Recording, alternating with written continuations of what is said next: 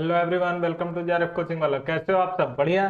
चलिए आज के क्लास में बिना टाइम वेस्ट किए, टाइम आपका भी इम्पोर्टेंट है और मेरा भी कीमती है, चलते हैं बिना टाइम वेस्ट किए आज के क्लास में और देखते हैं आज के क्लास में हम लोग क्या पढ़ने वाले हैं। हाँ सर, आइए क्लास में। हाँ, क्लास में आज हम लोग देखने वाले हैं, हम लोग का ये चैप्टर नंबर 6 चल रहा है और भी वीडियोज अपलोड हो गए होंगे, आप उन्हें देखिए अच्छे से। चैप्टर नंबर 6 चल रहा है। इस 6 में हम लोग पढ़ने वाले हैं फिनेंशियल रेगुलेटर, ये बैंकिंग एंड फाइनेंशियल इंस्टीट्यूशन का चैप्टर नंबर 6 है। Regulator, financial regulator in India, उसका हमने 2 रेगुलेटर पढ़ रखा है, आरबीआई और सेबी। आज ये 3rd रेगुलेटर है, ईडा। ईडा क्या है? Insurance regulatory and development authority of India. ठीक है, तो ईडाई भी लोग बोलते हैं, ईडा भी बोलते हैं। ईडा, अगर आप ऑफ इंडिया नहीं पढ़ते हो, insurance regulatory and development authority पढ़ोगे तो ईडा। ईडा क्या देखता है? इंश्योरेंस को। सेबी देख रहा था शेयर मार्केट के प्रोटेक्शन को लेके था, आरबीआई मॉनेटरी पॉलिसी और मनी कंट्रोल के लिए मार्केट में आरबीआई था। इंश्योरेंस रेगुलेटरी के लिए इंश्योरेंस अथॉरिटी आया है, insurance regulatory and development authority. इसके बारे में आज का पढ़ते हैं क्लास, है ना। आप लोग फटाफट देखो, एग्जाम नजदीक है, रिवीजन करो, क्वेश्चन बनाओ। क्वेश्चन में नहीं प्रैक्टिस करा रहा हूं अभी, क्योंकि मैं चाह रहा हूं कि आपका कॉन्सेप्ट क्लियर हो। क्वेश्चन तो आप प्रैक्टिस खुद से करो, अच्छे बुक्स है, ट्रूमैन वगैरह से कर सकते हो, बट उतना वैल्यूएबल नहीं है। ठीक है, एवरेज या इनिशियल फेज आपका है, आप बहुत तैयारी नहीं है आपकी, तो आप देख सकते हो सब बुक, लेकिन आप कॉन्सेप्ट अपना अच्छा रखो। कॉन्सेप्ट क्लियर रहेगा तो एग्जाम में आपका माइंड प्रॉपर वर्क करेगा, आप चीजों को अच्छे से हैंडल कर पाओगे। कॉन्सेप्ट की क्लैरिटी नहीं है, सिर्फ क्वेश्चन प्रैक्टिस करके गए हो तो चीजें नहीं हो पाएगी। अगर आप अचीव करना चाह रहे हो तो इजिली अचीव नहीं होंगे। सब कुछ जरूरी है, आप कंटिन्यू मेहनत करो, आप कॉन्सेप्ट क्लियर रखो और आप क्वेश्चन प्रैक्टिस करो। ये तीनों चीज है तो आपको कोई रोक नहीं सकता है ना। चलिए, काफी सीरियस बातचीत हो गई।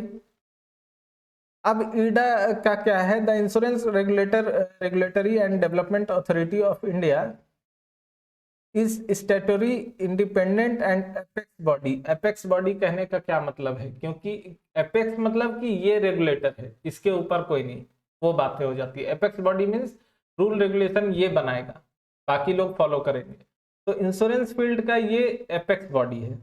That govern and supervise the insurance industry। बिल्कुल, ये गवर्न करता है और सुपरवाइज करता है इंश्योरेंस इंडस्ट्री को। कहाँ? तो इंडिया में। हाँ सर, हिस्ट्री क्या था सर, जरा देख लेते हैं। इन 1993 गवर्नमेंट सेटअप अ कमिटी। 1993 में गवर्नमेंट एक कमिटी सेटअप किया और वो कमिटी को हेड कौन कर रहे थे? RN मल्होत्रा, जो former governor of RBI retired थे। ठीक है, वो इसको हेड किए। रिकमेंडेशन क्या हुआ? Private sector entry to insurance market. Recommend किए कि प्राइवेट सेक्टर का एंट्री हो इंश्योरेंस मार्केट में। Foreign company should enter independent regulatory authority of insurance sector. ये 3 रिकमेंडेशन आया था। आप देख रहे हो एकदम टू दी पॉइंट में बता रहा हूँ, बहुत कहानी नहीं बता रहा हूँ। रीजन कि आप एग्जाम के लिए प्रिपेयर हो रहे हो, आपको टू दी पॉइंट चीजें याद होनी चाहिए। आप कहानी पढ़ के, कहानी तो बहुत बुक्स में मिल जाएंगे और भी बहुत लोग कहानी पढ़ा रहे हैं, कहानी नहीं पढ़ना है, पढ़ना है टू दी पॉइंट चीजों को, कि वहां क्लिक करे माइंड आपका क्वेश्चन आंसर करते वक्त। जब आप एग्जाम में बैठे हो तो आप ब्लैंक नहीं हो, आपको हिट करे, अरे हाँ, अब जो सेबी ये अपना ईडा का था, कमिटी कौन हेड कर रहे थे? अच्छा, वो आरबीआई के रिटायर्ड गवर्नर थे, कौन थे? RN मल्होत्रा। अगर मैं पूरे पैराग्राफ भर के इसको लिखा रहता तो शायद RN मल्होत्रा आपको याद नहीं रहते, बट अब याद रहेंगे, है ना। आगे देखते हैं 1999, 93 में तो सेटअप हुआ कमिटी, 1999 में कॉन्स्टिट्यूटेड बाय ईडा एक्ट। एक्ट आ गया 1999 में भाई। इन अप्रैल 2000 ईडा केम इनटू एग्जिस्टेंस। एक्ट आ गया 99 में, 2000 में ये आ गया और इसका हेडक्वार्टर है, सेटअप हो गया और हेडक्वार्टर दिल्ली में हुआ। ठीक है, हेडक्वार्टर हैदराबाद शिफ्ट हुआ कब? 2001 में तेलंगाना शिफ्ट कर गया। ठीक है, स्ट्रक्चर क्या है? तो स्ट्रक्चर का डिफाइन किया गया है सेक्शन 4 ईडा एक्ट 1999 में, इसका पूरा स्ट्रक्चर को डिफाइन किया गया है। 10 मेंबर हैं, 1 चेयरमैन है जो 5 ईयर तक रहते हैं, मैक्सिमम एज उनका 60 ईयर होना चाहिए। 5 होल टाइम मेंबर है जो 5 ईयर तक रहेंगे, उनका मैक्सिमम एज 62 ईयर होना चाहिए। 4 पार्ट टाइम मेंबर हैं जो नॉट मोर देन 5 ईयर, 5 साल से ज्यादा उनका ये नहीं रहेगा, है ना। इंश्योरेंस अवेयरनेस डे, देख लो भाई साहब, अगर इंश्योरेंस को पढ़ रहे हैं, ईडा को पढ़ रहे हैं, तो इंश्योरेंस अवेयरनेस डे क्वेश्चन पूछ सकता है। तो इंश्योरेंस अवेयरनेस डे कब है? 19 अप्रैल, याद रखना।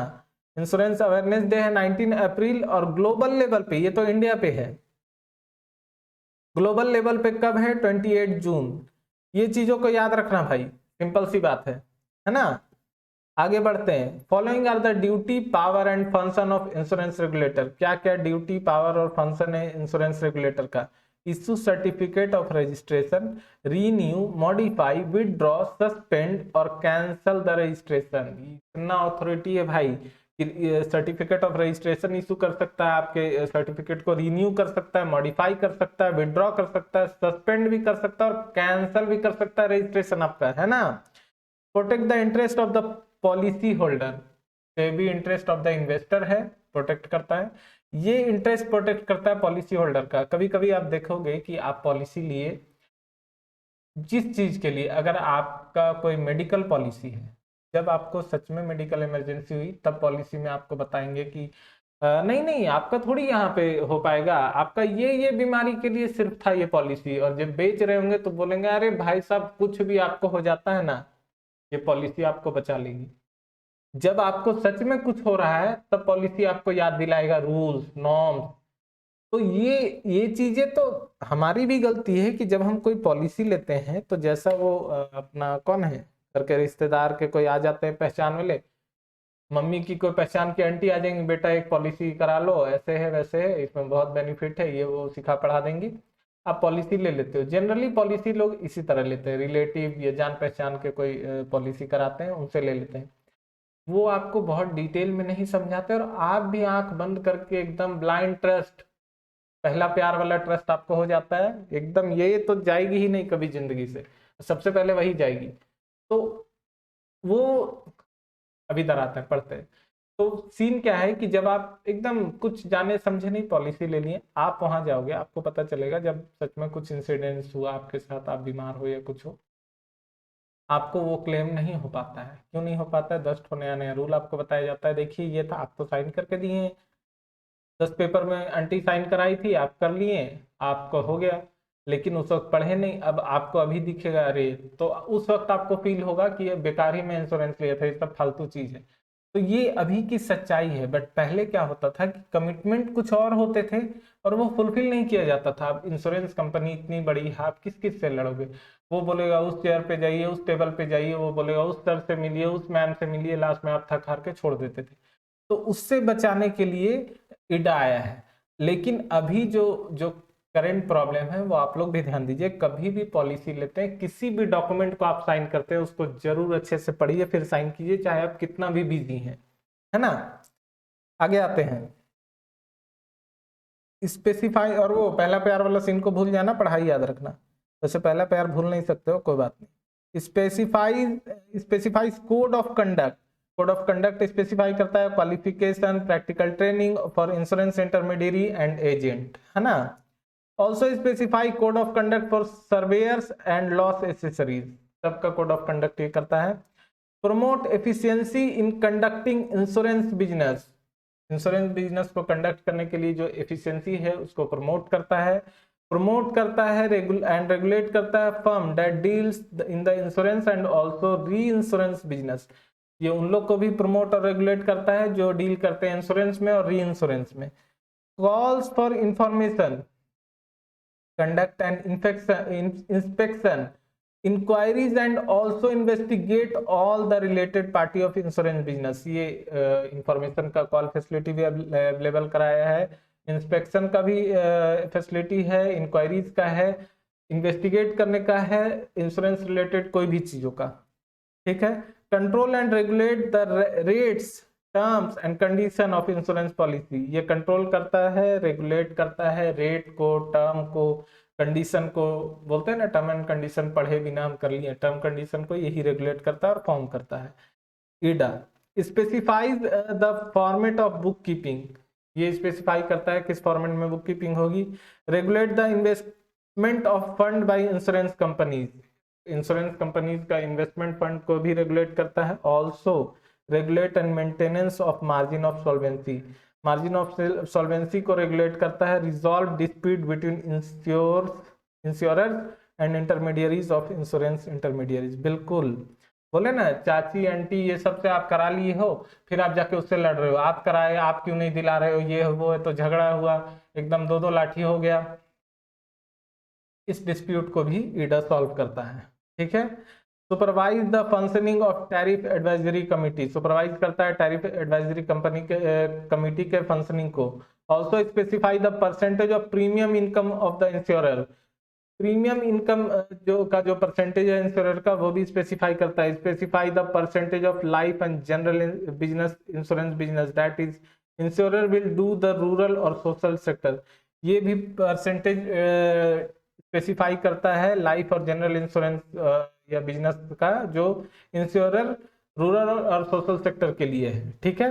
तो आज के क्लास में हम लोग पढ़ लिए, हम लोग एक लेक्चर में, वो छोटा हो बड़ा हो, एक लेक्चर में एक ही रेगुलेटरी बॉडी को कवर किए हैं, क्योंकि आप अच्छे से समझ सकिए और लेक्चर लेंदी ना हो, आपको बोरिंग ना लगे, इसलिए एक लेक्चर में आपको एक ही रेगुलेटरी बॉडी के बारे में बताया गया। आज के हम लोग ईडा पढ़ लिए, ईडा हम लोग देख लिए 1993 में एक कमिटी सेटअप हुआ था जिसको आर.एन. मल्होत्रा लीड किए थे, और ये 1999 में ईडा बन गया, ईडा एक्ट।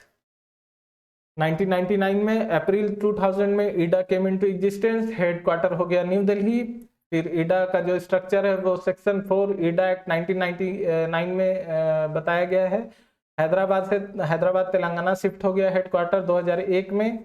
10 मेंबर हैं, एक chairman, 5 whole time member, 4 part time member. Insurance awareness day 19 April है, ग्लोबल लेवल पे 28 जून है। और बाकी ये फंक्शन है जो आप पढ़ रहे हैं, आप इसे नोट डाउन कर लीजिएगा, अच्छे से समझ लिए हैं। मिलते हैं नेक्स्ट क्लास में। आपको कोई भी क्वेरी हो तो दिए गए नंबर जो स्क्रॉल हो रहा है व्हाट्सएप का, उस पर आप कर सकते हो। इंस्टाग्राम ज्वाइन कर सकते हो, वहां भी आपको अपडेट्स मिलेंगे, और टेलीग्राम पे अपकमिंग चैनल के अपकमिंग वीडियोस के टेलीग्राम चैनल पे अपडेट मिलेंगे, तो आप वो सब ज्वाइन कर सकते हो। मिलते हैं नेक्स्ट वीडियो में, तब तक के लिए जय हिंद दोस्तों।